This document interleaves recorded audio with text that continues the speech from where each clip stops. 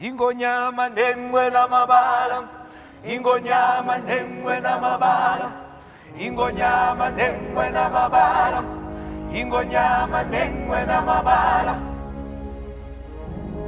Sebu setu sale kumala, echonala, sala bokolo. Beyond the horizon, beyond the last cloud in the sky, there's a place I know. Imagine a kingdom. The water flows, the grass is high. It's not a dream. Someday we'll go. We call it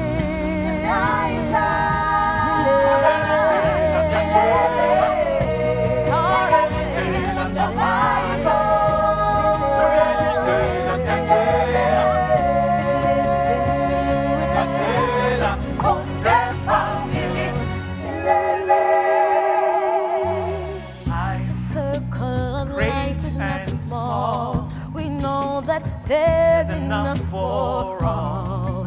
There is always more. Can you feel it? We'll wander no longer. We carry ancestors inside. It's not a dream. Can you see it? And as you grow, can you find your way?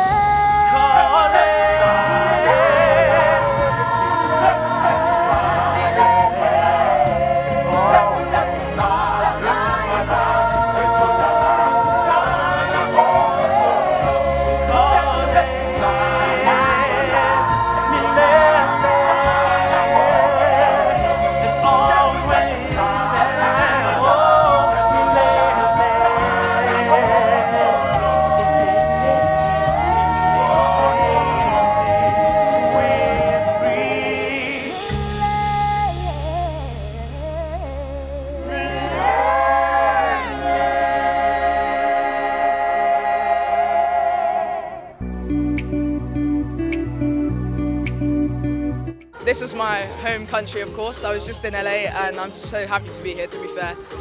Typical British weather here, I'm freezing, but living it out and I'm just loving it. He's very bored until Mufasa comes along, of course, but he's very energetic, he's a bit of an extrovert and he wants to show his love to everyone. I'd definitely say how Scar changes, of course.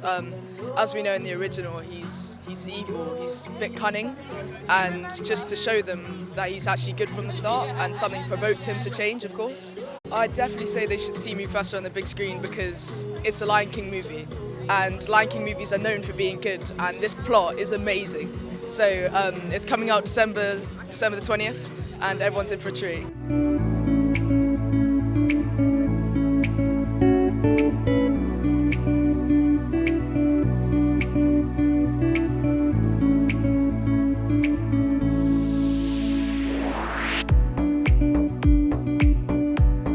It's a full circle moment because I spent time here as a child, walked all the way around here with my parents, and I would never have imagined being a part of this spectacle. Actually, that's not true. I could have imagined being a part of this, and it's great that my dreams are coming true. Like, look, Disney is top tier, and I'm proud to be a part of this. Amara is a fierce albino lioness.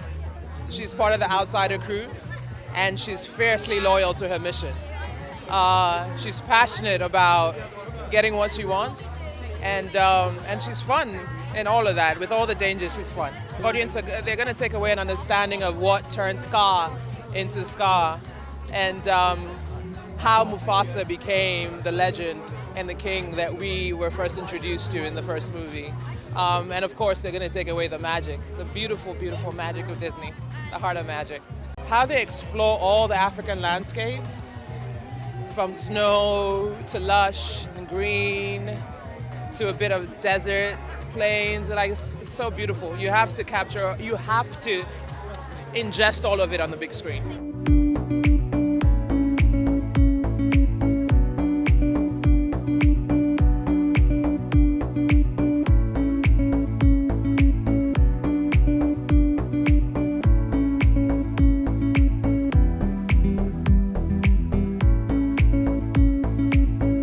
He's an outcast, an albino lion who's picked up his own gang, bitter people, bitter lions. And they just want a place in the sunshine as well, but the place starts growing and growing and he gets ambitious. We all grew up with, animated Disney films one way or the other, and Lion King has played a big part in a lot of people's hearts, mine as well. My daughter grew up with it, so I watched it a billion times. I'm just super proud to be here and be part of this little family. It's a prequel, and it's a beautiful story about brothers and jealousy and love, how Mufasa became Mufasa and how Scar became Scar, and that's really at the center of this story.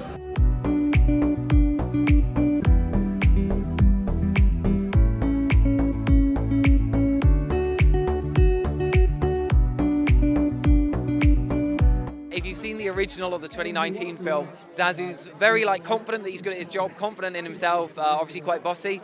I think that in this one he has those qualities, but he's not quite experienced enough to know whether he's good at his job or not. So I think that there's a lot of fun to be had watching him kind of try and learn how to do his job. For me, the most important theme is about the responsibility and how, Mufasa is a very powerful leader and he wasn't born like that and he had to learn to make responsible decisions and lead responsibly. And I think that that's a really amazing lesson for kids and families to learn this Christmas. I hope everyone has a great time watching Zazu. It makes everyone laugh. The music, if not Zazu, I think the music is spectacular and really enriches this Lion King world that we all love already. It is spectacular. So I would see it on the biggest screen you possibly can. Take your whole family, get snacks. I would say we saw it in 3D a couple of nights ago and that was even more amazing. So see it massive, see it in 3D if you can. The biggest thing was I just saw so many of the themes in my previous work in this, and yet it's the Lion King. And I also saw so many things that I didn't know or just didn't realize about these characters that were just so wonderfully detailed in Jeff Nathan's script. It was the technology. Once I read the script and I realized that the story was amazing, I watched the 2019 film, and I thought there was something about what Jon Favreau and MPC, the animation company, what they were doing that was really interesting. It sort of deconstructed, my memories of the story as a kid, and I thought, oh, that'd be interesting to play with. The main thing for me is this idea of good versus evil. For 30 years, Mufasa has been purely good and Scar has been purely evil. And I love that we get to go back in time and we see how these characters, we meet them as children. No one is born good or born evil, but through a series of choices, through their response to the way the world treats them, you see one person evolve into the best version of themselves and another person evolve into the worst version of themselves. And I think that happens every day, in our lives. And so I think that's a really big message to take from the film. I love Blue Ivy did a really wonderful job as Kiara. To me, she's like the emotional core of the film. She's where kids are going to see themselves in the movie most directly.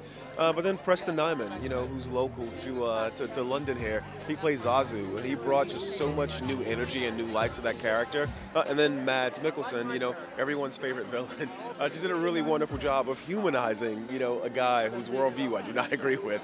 So yeah, it was a really, really great time working with all of them. To me, it was a microcosm of the film where Labo was so core to the DNA of the sound of the Lion King, and Lynn respected that, Dave Metzger respected that. We just embraced it. It was a really beautiful process.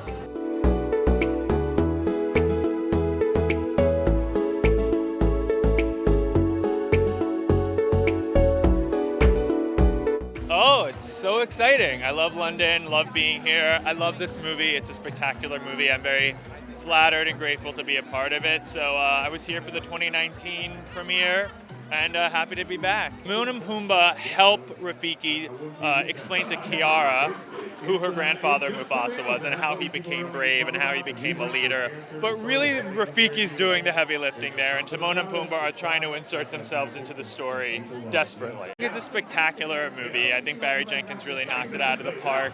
There's so much to take away from it. There are incredible action adventure sequences.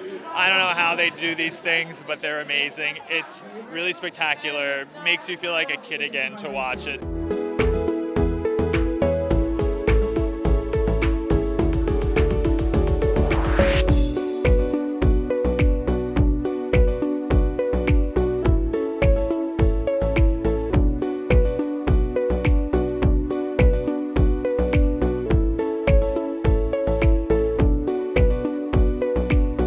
Great. I always love coming to London. I've never been to London around the holidays, and it's beautiful, and it's lovely to be here. It was so much fun. I get to record all my stuff with Billy in the actual room with him, which is very rare in these animated films and in voice recording work in general, and so it was great. I had a really good time doing it. They're sort of like some of the narrators of the story in a way, and then they're babysitting Kiara and kind of telling the story of Mufasa with Rafiki, who's doing most of the heavy lifting narratively, I would say. I hope they enjoy it and find something meaningful within it.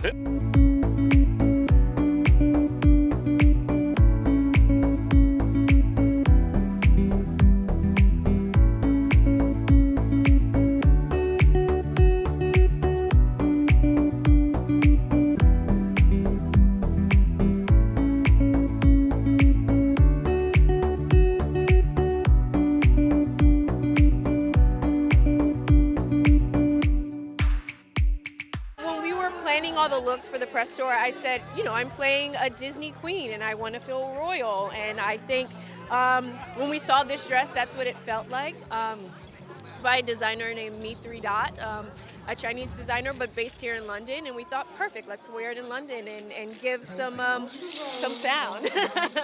We find her before she's this perfect queen and mother, right? No one is just born like that, just perfect and full of wisdom. And so we see her when she's looking for her pride. She's lost her community, and I think she is finding community in Mufasa. The music in this film is written by the incredible Lin-Manuel Miranda, so you know there's going to be all bops. You're going to be able to dance to things. You're going to feel it really deeply. And I think we're making more kind of classic music that I hope that audiences will be singing along with for decades to come.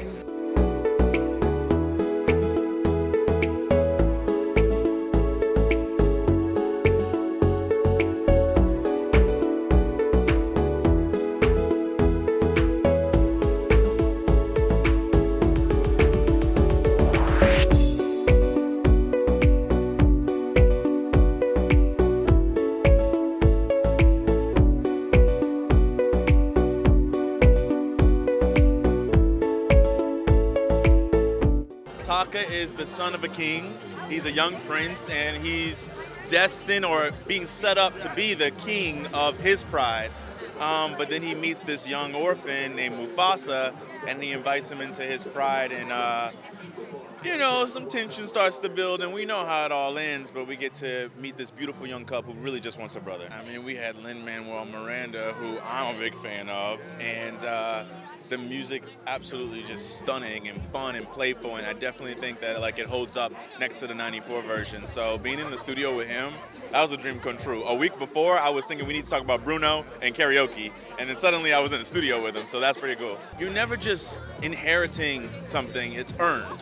What Mufasa has done, being an orphan who couldn't swim, and then suddenly became this iconic king that we all love and grown to respect, was something that he put in work for every single day and constantly was following his heart and his intuition on what he felt was right. And I think, you know, we got to earn our leadership. Barry Jenkins is always going to make a beautiful film, and this one is nothing short of just stunning.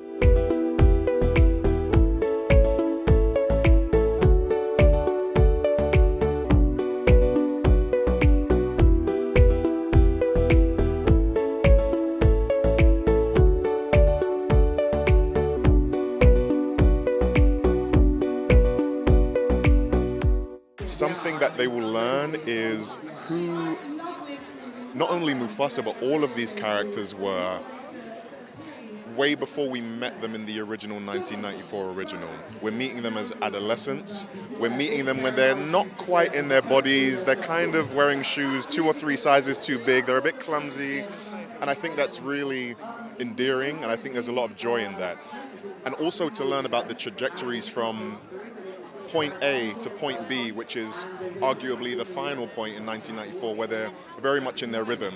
How did they get there? What are the circumstances that they started in, and how did they utilize those circumstances or overcome them to get to where they land? Friends, and the importance of those relationships, those personal relationships in our lives, if we're blessed to have them, and how to preserve them, how to nurture them, and even in moments of challenges, how to communicate in a way that is only ever conducive to them staying solid and continuing with us on our journeys. Yeah. I'm a huge fan of cinema and the silver screen, so I will always encourage audiences, if they have the time, to see something on the big screen, just for the sounds, the imagery, and the feel of it to be received in the way that the great Barry Jenkins intended.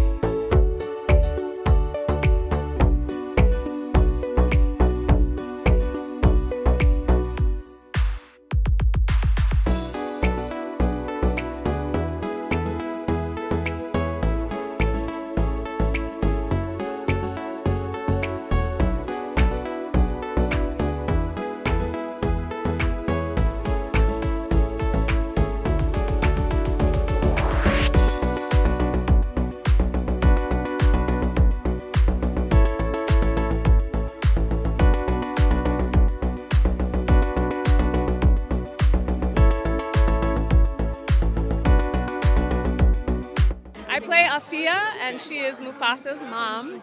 She is very loving and caring, and she is very concerned with raising a son who is strong but also emotionally intact and has his hope still in his spirit, because that's important for boys, to still have some hope and some softness to them. This film shows you that when you love someone truly and honestly, that is when you come to real friendship, real sister or brotherhood, and that is how we move forward.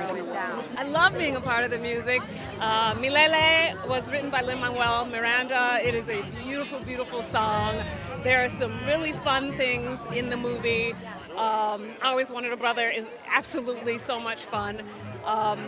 And it's just a wonderful thing to be a part of the Lion King universe, to be perfectly honest. The scope of the movie is extraordinary. It is so vast. I was in Kenya last winter, and the way that they have captured the movement of the animals across the land is absolutely mind-blowing. It's stunning. It's beautiful. And I mean, it'll be great to see later on your television, but when you see it on film, it's beautiful. It's stunning.